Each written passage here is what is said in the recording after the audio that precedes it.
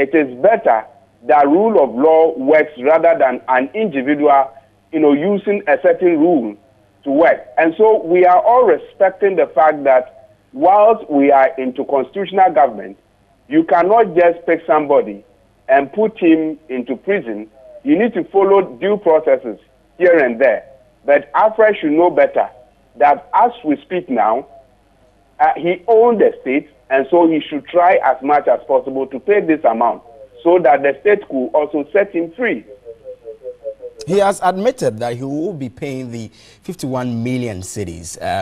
I mean, probably somewhere next year or early next year. But will you say that some of the pronouncements he made today are going to preempt what the showdown we're going to have on the 24th of November? Edward, let me say that reading through what our senior man, Mr.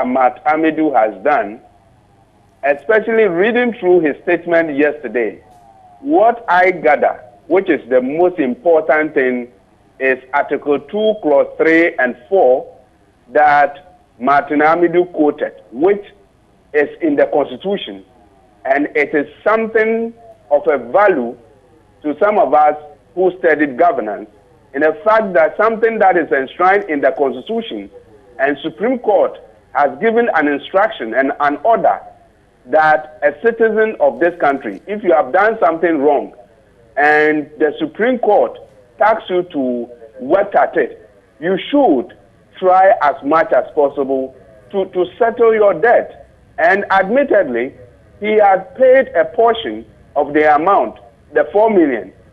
But then, as you speak now, whilst he's going to the Supreme Court again, if he is not careful, the sanction that could be put on him, he will not like it.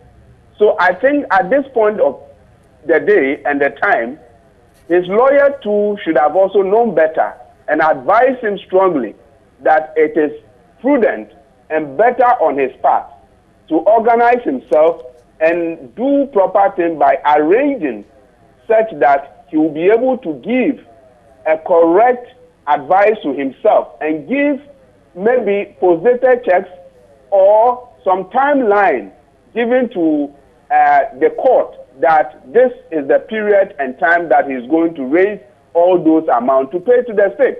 It is better on his side for him to actually organize himself rather than fighting the issue within the media. It will not, actually help my senior brother Alfred Woyome. The two major political parties, that is the NDC and NPP, have been given political twist, of course, to issues surrounding Woyome. In 2012, it came up. This year, too, it is coming up. Do you think that Woyome's issues will have any impact on the general elections? Edward, let me say that in politics and in political science, we say anything that touches the life of the state has a certain repercussion. And so I must say that whilst we are going into this election, in politics, we do not conjecture. What we do is to get a scientific proof, to do a critical analysis. Politics and in political science is heavier than law. And so at this point in time, what I would say is that Alfred Woyome's case will have a certain minimal repercussion on the election. But then in generally, it is not something that will have a significant value as much as we are going into election of influencing people to do otherwise. I believe sincerely that there are many variables and many factors that people look at before they cast their vote. They do not only use one variable to actually cast their vote. So there are many multiple variables and considerations that people looked at before casting their vote. So one variable, such as judgment debt alone, will not paint government or any other person black.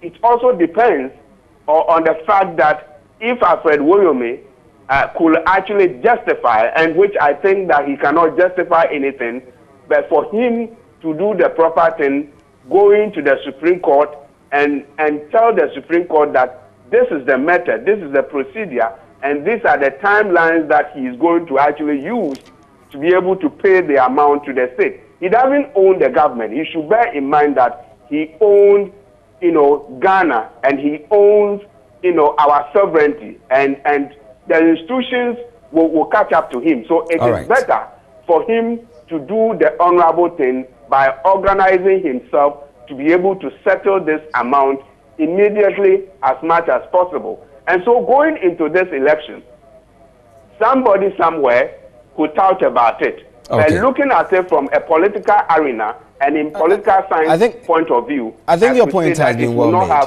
have a significant effect on the election. We're grateful. We're grateful for your time tonight. David Agbee is a governance expert. He's been helping us delve into the issues surrounding Alfred Agbee Woyome and, of course, the 51 million city judgment debt.